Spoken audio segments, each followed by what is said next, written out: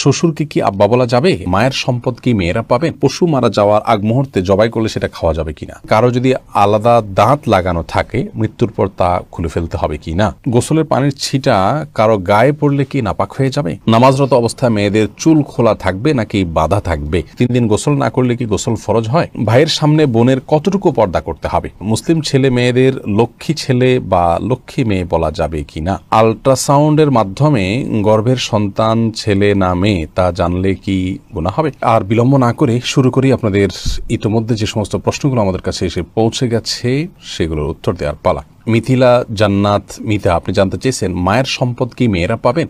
বোন মিথিলা, মায়ের সম্পদ মেয়েরা পাবেন, ঠিক বাবার সম্পদ যে হারে পান সে হারেই। আমরা অনেকেই মনে করি যে বাবার সম্পদের ভাগ বোধ হয় একভাবে হয়, মায়ের সম্পদের ভাগ বোধ হয় আরেকভাবে হয়। এটি ভুল ধারণা।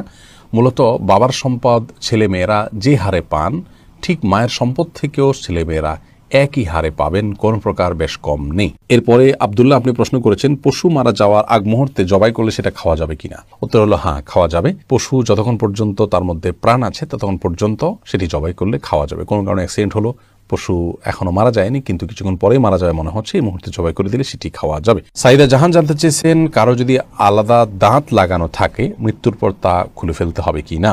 কারো যদি আলাদা দাঁত লাগানো থাকে তাহলে মৃত্যুর পর সেই আলগা দাঁত বা পৃথক দাঁত সেটি খুলে ফেলা ভালো, বিশেষ করে সেটা যদি মূল্যবান কোনো ধাতব বস্তুর হয়।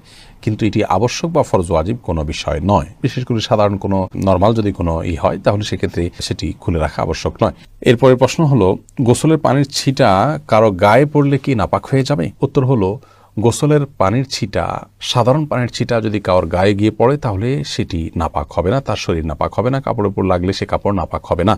তবে শরীরে যদি কোথাও দৃশ্যমান নাপাক থাকে শরীরের উপরে, সেই জায়গাতে পানি পড়ে এবং সেই পানিটা গিয়ে নির্দিষ্টভাবে কারোর গায়ে লাগে তাহলে সেই অংশ, যে অংশে লাগবে শুধুমাত্র সেই অংশটা নাপাক হবে, সেটিকে ধুয়ে ফেললেই পাক হয়ে যাবে। আর যদি এরকম দৃশ্যমান কোনো নাপাক না থাকে, জাস্ট তার গোসল ফরজ হয়েছে হয়তো কিন্তু শরীরের উপরে কোনো দৃশ্যমান নাপাক নাই, তাহলে শরীরের উপরে যে পানি ব্যবহার করা হবে সেটা ছিটা গিয়ে অন্য কারো কাপড় পড়লে সেটি নাপাক হবে না। কারণ নাপাক দূর করার জন্য আমরা উজু করি, গোসল করে থাকি, এই ব্যবহৃত পানি নাপাক হয়ে যায় না যদি সেখানে দৃশ্যমান নাপাক না থাকে। আম্বিয়া খাতুন জানতে চেয়েছেন ভাইয়ের সামনে বোনের কতটুকু পর্দা করতে হবে? দেখুন, ভাইয়ের সামনে বোনের পর্দার বিষয়টি হলো একজন নারী অন্য নারীর সাথে যতটুকু খুলতে পারবেন, উন্মুক্ত করতে পারবেন, একজন মেয়ে মানুষ তার ভাইয়ের সামনে ততটুকু পর্দা খুলতে পারবেন, শরীরের সে অংশগুলো তিনি প্রদর্শন করতে পারবেন। এটাকে আমরা আরো স্পষ্ট করে যদি বলতে যাই তাহলে এভাবে বলতে পারি যে একজন নারী তার আপন ভাইয়ের সামনে তার শরীরের যে অঙ্গগুলো সচরাচর তিনি খুলে রাখেন, বাবা শরীরে খুলে রাখা হয় মাহরামদের সামনে, সেগুলো তার সামনে খুলে রাখতে পারবেন। যেমন চেহারা, মাথার চুল, এমনকি গলা, এগুলো খোলা রাখা যেতে পারে। হাত, হাতের গোছা, পাও, এগুলো আপনার ভাইয়ের সামনে আপনি খুলতে পারেন এবং বাবার সামনে এগুলো প্রদর্শন করতে পারেন। কিন্তু এর বাইরে আপনার আজকাল একটা নির্লজ্জতা আমরা দেখতে পাচ্ছি, সেটা হলো যে অনেক পরিবারে আপনার ভেতরে বাইরে নারীরা শর্ট পোশাক আশাক পরে থাকেন, সেটি কোনো অবস্থাতে জায়েজ নয় এবং সেটা আপন ভাইয়ের সামনে হলেও সেটি জায়েজ নয়, শুধুমাত্র স্বামীর সামনে সেটি জায়েজ হতে পারে। বিধায় এ ব্যাপারে আমাদের সাবধান হওয়া উচিত এবং দায়িত্বশীল থাকা উচিত। শারমিন আখতার, আপনি জানতে চেয়েছেন নামাজরত অবস্থায় মেয়েদের চুল খোলা থাকবে নাকি বাঁধা থাকবে? নামাজরত অবস্থায় মেয়েদের চুল খোলাও থাকতে পারে, বাঁধাও থাকতে পারে। তবে খোলা থাকলে সেটি রুকু সিজদা এবং উঠা বসায় যদি ডিস্টার্বের কারণ হয়, সেই দৃষ্টিকোণ থেকে খোলা না রেখে বেঁধে রাখা উত্তম এবং ভালো, যেহেতু সলাতে একাগ্রতা নষ্ট হতে পারে এমন কাজ করা উচিত নয়। আর যদি এরকম কোনো ব্যাপার না থাকে, উঠা বসা রুকু সিজদাতে কোনো প্রকার সমস্যা না হয়, তাহলে তিনি চুল খোলা রেখেও নামাজ পড়তে পারেন, তবে চুল তাকে ঢেকে রাখতে হবে। অর্থাৎ বড় কোনো ওড়নার মাধ্যমে এই চুলগুলোকে ঢেকে রাখতে হবে, যিনি রুকুতে সিজদায় উঠা বসায় কোনো অবস্থাতে যেন চুলের কোনো অংশ প্রকাশিত না হয়, সেদিকটি খেয়াল রাখতে হবে। হোসাইনা খাতুন, আপনি জানতে চেয়েছেন 3 দিন গোসল না করলে কি গোসল ফরজ হয়? না, 3 দিন গোসল না করলে গোসল ফরজ হয় এমন কোনো কথা নেই। অনেকে মনে করেন যে 3 দিন বা এতদিন গোসল না করলে তখন গোসল করতে হয় ফরজ হিসেবে। গোসল ফরজ হয় শুধুমাত্র মেয়েরা মাসিক থেকে পবিত্র হলে এবং সন্তান প্রসব পরবর্তী যে ব্লিডিং আছে সেটি থেকে পবিত্র হলে এবং নারী পুরুষ উভয়ের বীর্যপাত হলে সহবাসের পর, এই জায়গাগুলোতে গোসল করা ফরজ বা আবশ্যক।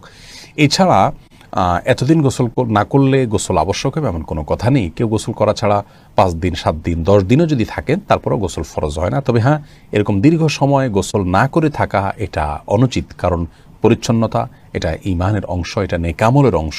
সেই জায়গা থেকে যত অল্প সময়ের মধ্যে সম্ভব, বিশেষ করে গায়ে যখন দুর্গন্ধ হয়, ঘামের গন্ধ হয়, তখন ঘামের গন্ধ এবং শরীরের ময়লা ইত্যাদি এগুলো দূর করবার জন্য গোসল করা উচিত। বিশেষ করে আজকাল আমরা মানুষের মাঝে যেতে হয়, মসজিদে যেতে হয়, তো শরীরে দুর্গন্ধ নিয়ে গেলে অন্যের কষ্টের কারণ হবে, সে কারণে গোসল করা উচিত।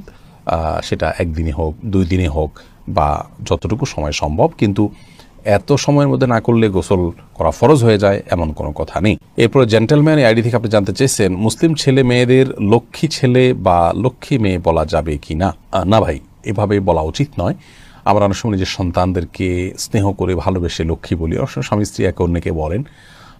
লক্ষ্মী বলা উচিত এই জন্য নয় যে হিন্দুদের একটি ধর্মীয় বিশ্বাস হলো তারা একজন দেবীকে লক্ষ্মী বলে তারা সম্বোধন করেন, ডাকেন, বিশ্বাস করেন। তারা মনে করেন যে সৌভাগ্য, ধন, ঐশ্বর্য এগুলোর অধিষ্ঠাত্রী হলেন সেই দেবী। তো সেই জায়গা থেকে তাকে লক্ষ্মী বলা হয়, ভালো লক্ষণ তিনি বহন করেন। তো নিজের সন্তানকে বা প্রিয় কোনো মানুষকে যদি আপনি লক্ষ্মী বলেন, কেমন যেন আপনি সেই বিশ্বাসকে স্মরণ করে তাকেও ভালো লক্ষণ বহনকারী ওই দেবীর মতো, যদি আপনি এরকম মনে করে করছেন না, কিন্তু তার সাথে সাদৃশ্য হচ্ছে, সে বিশ্বাসের সাথে কিছু দিক থেকে বাহ্যিকভাবে হলেও মিলে যাচ্ছে। আর শিরক এবং মুশরিকের বিশ্বাসের সাথে বাহ্যিকভাবেও সাদৃশ্য হয় এমন কোনো কাজ একজন মুসলমানের করা উচিত নয়। সেই জায়গা থেকে লক্ষ্মী ছেলে, লক্ষ্মী মেয়ে বলাটা অনুচিত। এরপরের প্রশ্নটি করেছেন আখতার হোসাইন, আপনি জানতে চেয়েছেন, আল্ট্রাসাউন্ডের মাধ্যমে গর্ভের সন্তান ছেলে না মেয়ে তা জানলে কি গুনাহ হবে? দেখুন, আল্ট্রাসোনোগ্রামের মাধ্যমে গর্ভের সন্তানের অবস্থা যদি জানা যায় এবং ডাক্তাররা যে তাদের অভিজ্ঞতার আলোকে এবং বিভিন্ন থিওরির ভিত্তিতে তারা যে বলেন যে ছেলে বা মেয়ে, এটি জায়েজ আছে, কোনো অসুবিধা নেই।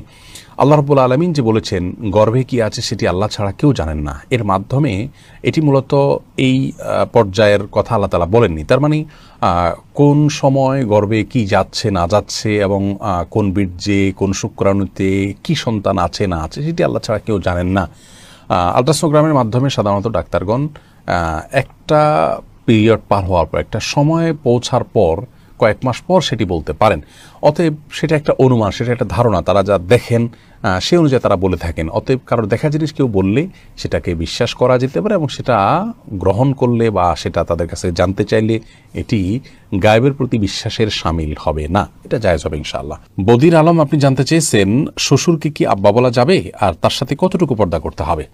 দেখুন, শ্বশুরকে বাবা বলা যাবে, কোনো অসুবিধা নেই। আল্লাহ রাব্বুল আলামিন কোরআনে হাকিমে যে বলেছেন, উদউহুম লিআবাইহিম হুয়া আকসাতু ইনদাল্লাহ, অর্থাৎ সন্তানদেরকে তাদের বাবার, জন্মদাতা বাবার সাথে সম্বন্ধ করে তাদেরকে ডাকো, অন্য কাউকে বাবা ডেকো না, তাদের বাবা হিসেবে অন্য কাউকে সম্বোধন করো না। এখানে যে আল্লাহ রাব্বুল আলামিন নিষেধ করেছেন অন্য কাউকে বাবা বলতে, তার অর্থ হলো অন্য কাউকে বাবার জায়গায় যদি কেউ বসান এবং ধরুন সার্টিফিকেটে, পাসপোর্টে, এনআইডিতে এবং বিভিন্ন ডকুমেন্টসে এবং মানুষের সামনে যদি এমনভাবে অন্য কারোর নাম বাবা হিসাবে তিনি পেশ করেন যে তাকেই বরং সমাজের মানুষ তার জন্মদাতা মনে করেন, সেটি নিষেধ। শ্বশুরকে যদি কেউ বাবা বলেনও, সেক্ষেত্রে সমাজের সবাই জানেন যে এই ভদ্রলোক তার জন্মদাতা পিতা নন, এটা সম্মানসূচকভাবে শুধুমাত্র বলা। অতএব ইন্নামাল আমালু বিন্নিয়াত, আপনি তাকে বাবা বলতে যেটা বোঝায় মানুষ, সে অর্থে বাবা বোঝাননি, যার কারণে শ্বশুরকে বাবা বলাতে কোনো অসুবিধা হবে না ইনশাআল্লাহ বিজনিল্লাহ। শ্বশুর সাথে কতটুকু পর্দা করতে হবে পুত্রবধূর? এর উত্তর হলো, একজন মাহরামের সাথে যতটুকু পর্দা করবেন আপনি আপনার নিজের বাবার সামনে যতটুকু পর্দা করবেন, নিজের ভাইয়ের সামনে যতটুকু পর্দা করবেন, তার সামনে ততটুকু পর্দা করবেন। চেহারা, এমনকি মাথার চুল ইত্যাদি খোলা থাকলেও গুনাহ হবে না, পর্দার লঙ্ঘন হবে না। হাতের তালু এবং বাহ্যিক অংশ, পায়ের বাহ্যিক অংশ, এগুলো আপনি খোলা রাখতে পারেন তার সামনে। একই কথা প্রযোজ্য হবে শাশুড়ির বেলায় এবং জামাইয়ের বেলায়। জামাই তিনি শাশুড়ির এই চেহারা, হাত এবং পা, এই অংশগুলো দেখতে পারবেন। তার মায়ের, তার বোনের যে অংশগুলো তিনি দেখতে পারেন, ইনিও তার মাহরাম হয়ে গেছেন, সেই হিসাবে তারও সেই অংশগুলো দুটো দেখতে পারবেন।